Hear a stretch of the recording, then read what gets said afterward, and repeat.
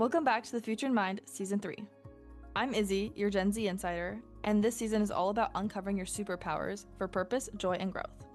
And the best part? We're building this entire season using insights straight from you, based on our Gen Z January 2026 survey. When I first skimmed the survey results, I actually laughed out loud because the top-ranked topic, music for mood, is literally my entire personality. I mean, I have playlists for trying to get my life together and stay organized, and I even make a monthly playlist to stay up to date with what I like. It's fun to go back and look at what the different types of music, songs, and artists that were making me happy during a certain time in my life. So I felt extremely seen. And then I have a friend who, during exams, has this one soundtrack she calls her anti-panic playlist. If she's overwhelmed, she loops the same song until she can breathe again. She says it's like matching your heartbeat to a beat that actually supports you. And honestly, that's exactly what the data says. Music isn't a hobby. For Gen Z, it's a regulation tool, a focus tool, and sometimes it's the only thing keeping us from combusting. And that's what makes this season so interesting. I'm Clarissa, your resident millennial cultural anthropologist, and I'll be here for the bigger picture moments. Because what Izzy just described, it's not random. It's part of a generational pattern. Gen Z is redefining how emotional health works. You want tools that are immediate, practical, and rooted in lived experience, not lectures. And your survey responses, they reflect that beautifully. So let's break down what you told us. Your top topics were music for mood, with 47% selecting that as a top most appealing topic. Finding your flow came in at 43%. Sleep fuels your powers also came in at 43%. Self-compassion as inner armor was particularly popular among women at 57%. My game, my metrics was a top topic among men at 60%. Those five alone paint a picture. You want calm, focus, energy, softness, and personalized performance, in that order. Let's talk about some of these topics. I especially relate to the flow one. My first remote internship was a disaster because I tried working from my bed for like 3 weeks. Then I realized my flow only shows up if I physically change locations. Sitting at my desk, magical. My living room, fine. My bed, no. That's where my ideas go to die. And a bunch of you wrote the same thing in the open ends. Flow isn't about forcing productivity. It's about designing your environment to match your energy. And the self-compassion piece. Yeah, my group chat of girls has basically turned into a collective therapy session where we audit each other's inner critic voices. We literally text, hey, be nicer to my friend. You told us you want content that helps reduce self-punishment. That's what inner armor actually means. Exactly. The data shows that 86% of you gravitate towards superpower topics, anything that helps you grow through strengths rather than shame. This is a massive cultural shift. Past generations asked, how do I fix what's wrong with me? Gen Z asks, how do I build what's already working? That's a powerful reframe. Your New Year's resolutions confirmed all of this. 28% of you are focused on personal growth and development.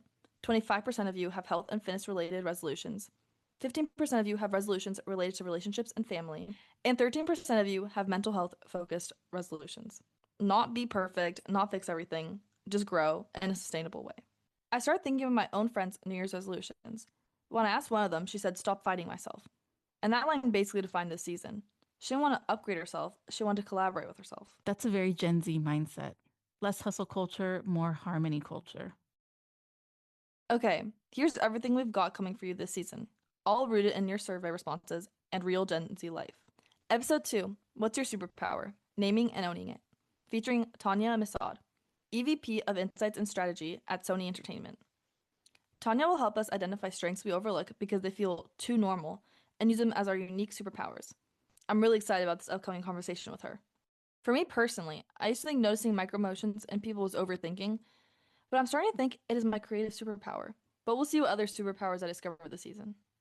Episode 3, Art Helps the Mind. How creating even the messy stuff boosts clarity and reduces stress. My friend paints his anxiety, literally, and afterward he's like, the chaos has shape now, it's manageable. I know that creativity is helpful for reducing anxiety, but I'm excited to learn about more ways that art can help manage stress and express emotions. Episode 4, Travel and Identity. Micro travel, cultural exploration, belonging. How movement and exploration can shape who you are. Episode 5, Music for Mood. 47% interest, your number one pick. Science and stories about how Gen Z uses sound to regulate everything. Episode 6, My Game, My Metrics. 60% of Gen Z men prioritize this. We're bringing in performance experts and creators who track identity, well-being, and progress. Your superpowers are patterns, not magic. Here's the truth. Your superpowers are already showing up every day. You're just not recognizing them yet. They hide in the compliments you dismiss, the things you do quickly that others struggle with, the tasks you actually enjoy, the moments people say, "How did you do that?" I used to think everyone could sense when a conversation's energy shifted, like when someone's mood dips or needs space. Then my friend said, "Izzy, you always know when someone needs a pivot. That's rare." That one comment changed my whole self understanding. Strengths don't feel like strengths, they feel normal. And naming them unlocks confidence, resilience, and purpose. That's why this entire season is built around helping you find yours. Let's kickstart your superpower era with something simple. Step 1, tune. Play a track you associate with focus or calm. Step 2, target. Pick one 10-minute task. Short blocks reduce resistance and increase flow. Step 3, tag. When you're done, write one line. What worked without trying? That's your first superpower clue. I did this last week and wrote, "I think better with ambient noise." So now I don't force silence. I play my homework playlist as background music when sitting at my desk. Small shift, huge difference.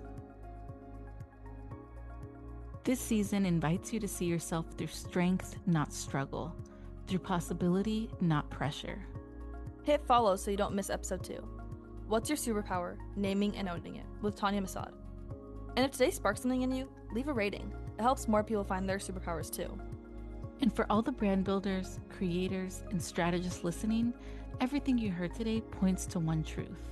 When you design experiences that honor Gen Z's strengths, support their emotional energy, and reflect how they actually move through the world, your brand stops being noise and becomes a tool, a companion, a source of power. That's the future of marketing, and it's already here.